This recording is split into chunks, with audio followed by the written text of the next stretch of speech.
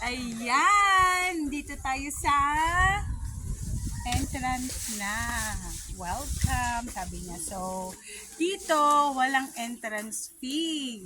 Need lang natin mag-donate and register. Yan. Papasyal ko kayo doon sa loob. Ayan o, may kagaya yung payong ko. Oh. Welcome to Bamboo Sanctuary.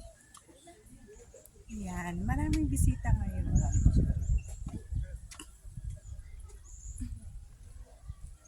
So, this is